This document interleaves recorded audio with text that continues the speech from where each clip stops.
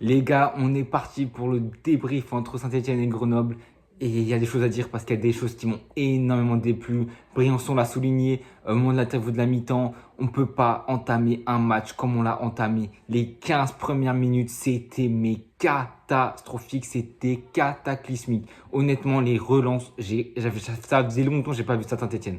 Des relances, vraiment, on avait la tête, mais la tête, elle était à Bordeaux. Enfin, elle était, je crois, Guichard. On était encore dans le match à Bordeaux. On était, mais pas dedans. On est rentré dans le match, mais la tête par terre. Vraiment, on était, mais nul, nul, nul. C'est pas Grenoble en face, c'est une meilleure équipe en face. On s'en prend deux ou trois parce que heureusement que l'Arsenal nous sort de beaux arrêts et que Grenoble ne concrétise pas les actions et joue beaucoup mal les comptes. Et joue vraiment mal les comptes, pardon. Mais sinon, on a fait que ce soit. Mais franchement, Ben Taïg, il a fait un match dégueulasse. Mais franchement, il a fait un match horrible. C'est pas un défenseur et ça se confirme de plus en plus. Il a vraiment pas les qualités d'un défenseur. Il est vraiment. Tu peux jouer piston à la limite, mais c'est pas un défenseur. Bamba a bouffé Ben Taïg, mais du début à la fin.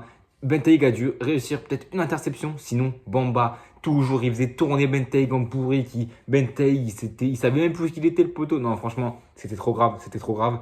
Il est mal rentré dans le match. Certes, il n'était pas titulaire. Il était titulaire dans ce match. C'était la première fois depuis octobre qu'il était titulaire. Et ça s'est vu. Il était en manque de rythme. Pourtant, ses rentrées étaient très bonnes sur le dernier match. Mais là, et les relances, trois relances qu'il te fait, catastrophique pour l'Arsenal. Une énorme, je me rappelle très bien. Je l'ai noté tellement ça m'a marqué. Une perte de balles. Mais franchement, c'était un truc de ouf. Vraiment une passe, mais limite, il a fait exprès une passe décisive. Une passe décisive pour l'attaquant qui a mal joué le coup. Arsenal sur un bel arrêt.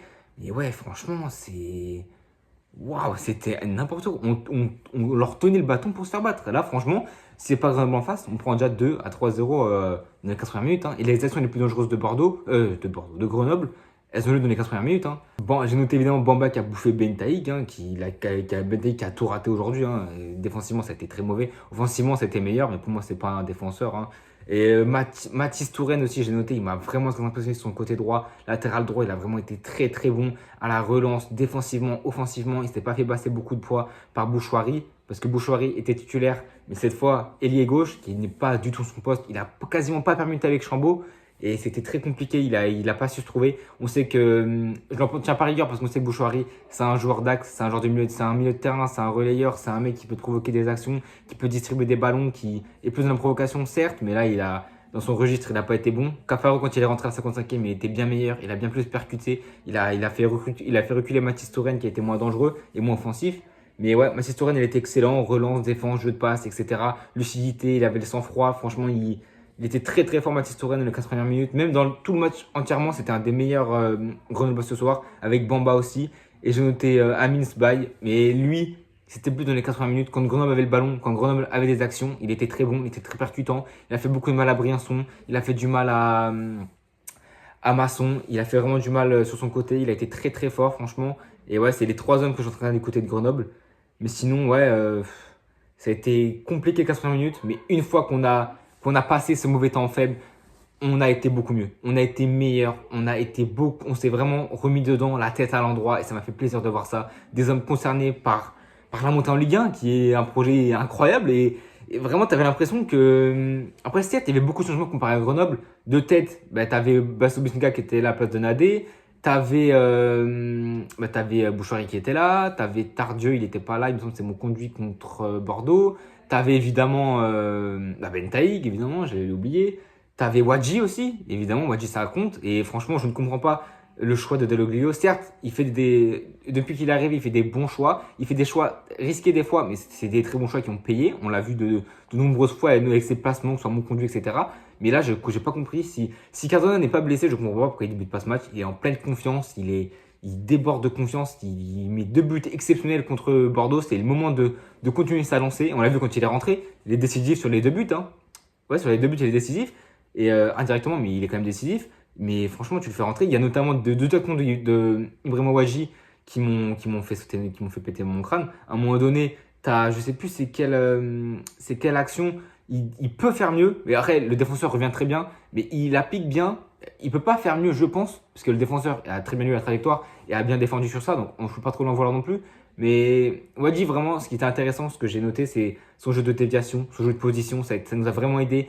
Un Ibrahima Sissoko bis, même s'il a beaucoup moins d'impact et de présence physique que Ibrahima Sissoko, il a fait quelques déviations, il nous a aidé à monter un peu le bloc et je le remercie pour ça. Mais sinon, ouais, offensivement, sa finition est catastrophique, hein. Je pense à une frappe qui part du côté droit, il la dévisse complètement. Mais ouais, sinon, ouais, vraiment Wadji n'a pas été très bon. Je comprends pas pourquoi Cardona n'a pas commencé ce match. Je pense que Cardona commence ce match, il peut concrétiser ou faire mieux sur les frappes de Wadji. Mais sinon, voilà, sinon on a été très bon, franchement. À partir de ce moment-là, on s'est vraiment remis la tête à l'endroit. On a eu de vraies séquences de possession et on ressent l'impact d'Aloglio, hein. Cette ligne de 4 milieux, 5 milieux où vraiment on voit, en tout cas dans ce match, j'ai beaucoup vu, ce qu'on ne voit pas trop dans d'autres matchs. Les 2-3 derniers matchs, c'était beaucoup moins visible. Vraiment, cette envie et cette optimisation des 5 couloirs, vraiment, on voit vraiment des jeux qui se font à 3 en triangle. C'est instinctif et ça a été travaillé à l'entraînement, ça se voit, j'en suis sûr et certain. Tu fais pas ça comme ça, tu ne maîtrises pas aussi bien les 5 espaces, aussi naturellement. Ça a été travaillé à l'entraînement, c'est obligatoire. Dès que le jeu il penche à gauche, tu as Mouefek qui fait du déplacement de fonction qui va à gauche, tu as Chambo qui aide, tu as des montées, que ce soit Bouchouarel qui aidait, comme il a un rôle beaucoup plus de milieu de terrain, il aidait vraiment dans ce demi-espace, sur le côté gauche, ça trouvait des triangles. À la relance, c'est très bien, on a vraiment bien posé le jeu, ballon au pied, à part les 15 en première minute, on était très bon, il n'y a pas eu beaucoup d'erreurs. Mais t'enlèves ces 15 en première minute, on fait un match très très bon dans l'ensemble, on ne mérite jamais de perdre. Et heureusement qu'on n'a pas perdu ce match parce qu'on aurait pu regretter les actions qu'on a manquées. Mais sinon, ouais, on balle au pied, on était très très bon. Franchement, j'ai pas trouvé beaucoup de déchets, à part évidemment, je ne sais de répéter, mais dans les 20 premières minutes. J'espère que ça va changer. Briançon, j'espère qu'il a poussé la gueulante parce qu'il l'a dit en interview, mais maintenant c'est mal de dire dans le vestiaire. Et je pense qu'il va le faire parce que c'est Grenoble en face, mais tu as un match contre Caen qui est très important et tu n'as pas intérêt à faire ça parce que tu peux te mettre vite en difficulté. Ça va pas arriver beaucoup dans la saison, mais là, tu t'es vraiment fait peur. Mais ouais, hein, on a eu beaucoup d'occasions, que ce soit ouais, Mouefek, le ciseau à un moment donné, il m'a fait rêver, mais c'était trop sur le gardien. T'avais aussi le piqué était beaucoup à la 61e minute. Qu'est-ce que je l'avais en train de la gorge. Ça va très vite. Cafaro, non c'est pas Cafaro, c'est Cardona qui fait une passe magnifique, une ouverture incroyable pour beaucoup. Seul devant le gardien, mais ça va tellement vite. Le gardien Rige, mot bleu, je sais plus quoi. Il sort très très vite dans les pieds. Il n'a pas le temps, il n'a pas la lucidité, je pense, de faire un piqué à ce moment-là. Ça va beaucoup trop vite. Il tire sur le gardien, c'est dommage. Mais ouais, c'est une belle action que tu peux regretter. Mais au final, non, parce que tête de corner. Et avant ce corner, évidemment, c'est un gros travail de pression, de pressing de Cardona tout seul qui va essayer de bousculer Nestor, qui va vraiment le presser. Nestor qui recule. Et je crois que c'est ça. Friction entre les deux, coup de physique, je crois un tag, je sais plus comment. La balle elle se trouve en corner. Dylan Chambaud, un magnifique corner. Franchement, on sait que son pied est magique. Il a mis un coup franc cette année. Et là, il te fait un corner brossé incroyable. Et là, coup de casse de Bato Benfica, complètement oublié par la défense grenobloise. Il était tout seul, il n'a plus qu'à mettre sa tête. Grosse tête. Et franchement, il était tout seul. Elle était tellement simple à mettre que c'était un cadeau pour nous. Et c'est mérité parce qu'on a beaucoup plus d'actions qu'eux, hein, clairement. En deuxième mi-temps, je crois qu'ils n'ont pas fait un tir cadré. Ils ont vraiment pas été dangereux. Leur momentum, c'était quand même de la 0 à la 20e minute. Sinon, après, ils n'ont plus existé offensivement quasiment. Ils n'ont plus été dangereux. Mais ouais, Bato Benfica qui nous libère et qui libère tout le COP supporter. Ils étaient 3000 qui avaient fait le déplacement. On était à l'extérieur, mais on jouait à domicile. Clairement, il y avait à Grenoble, t'entendais que les Stéphanois. Et ouais, ça a livré tout un peuple, hein. C'est Bato Benfica, premier but en vert pour lui, hein, qui est revenu cette année du Maccabi Haïfa. Il est là, il remplace Nadé qui est suspendu et qui est suspendu pendant 2 matchs, donc il va rater la réception de Caen. Ou c'est une réception à Caen, enfin c'est une réception à Geoffroy Guichard, donc il va rater le match contre Caen et c'est très dommageable parce que on a vu Anthony Briançon, le soldat, qui s'est blessé sur une intervention à un moment donné. Il avait déjà la jambe bien strappée, il avait vraiment les bandages et il est sorti sur blessure. C'est très dangereux parce que si le match est dans 3 jours, t'as pas Nadé, t'as pas Briançon et commencer un match avec Petro. On sait que c'est son poste pur défenseur central, mais ça m'inspire rien qu'il vaille.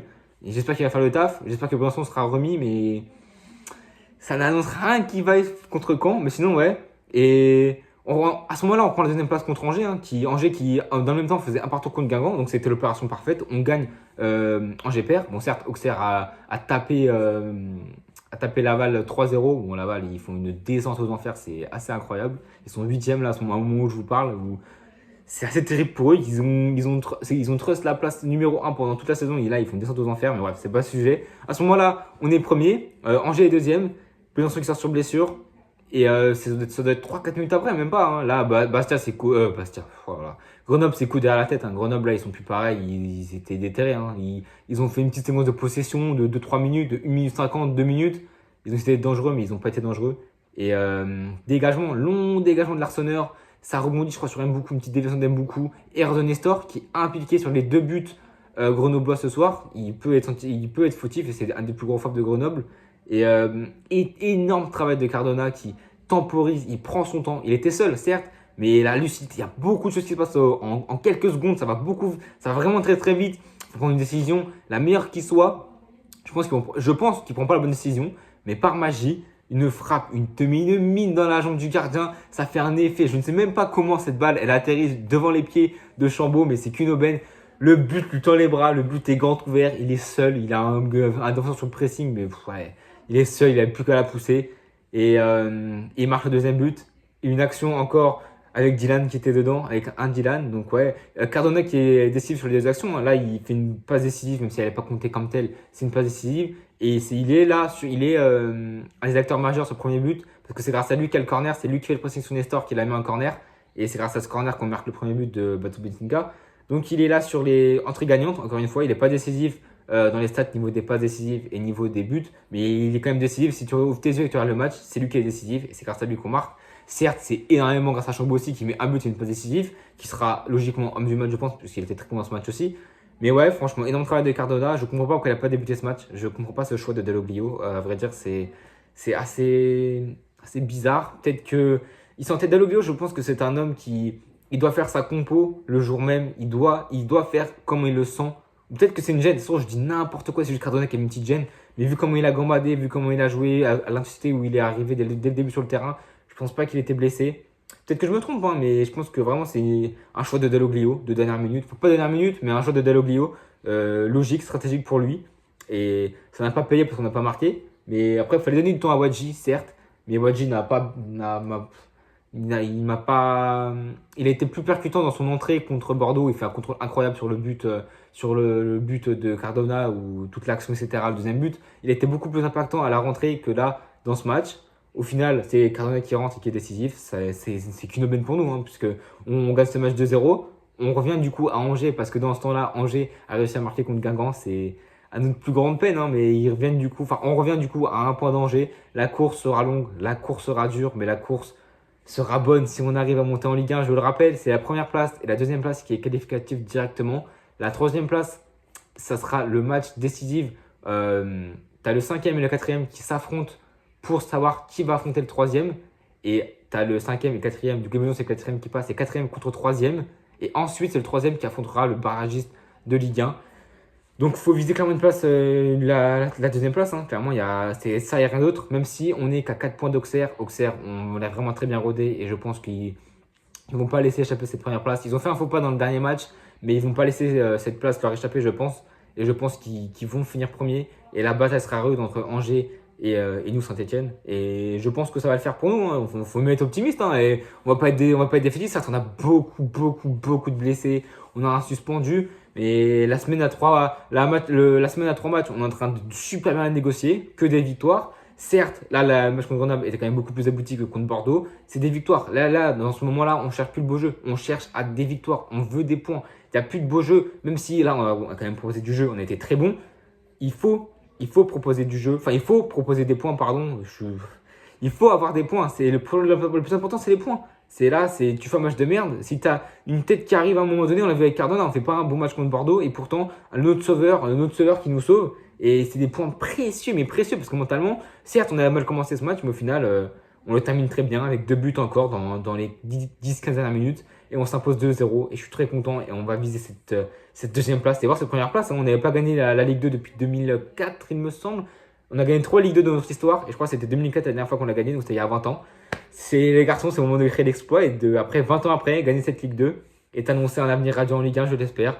En tout cas, on se retrouve très bientôt pour une vidéo qui va sortir très bientôt. Je suis très content. Une vidéo sur Hendrix que j'ai mis du temps à la faire.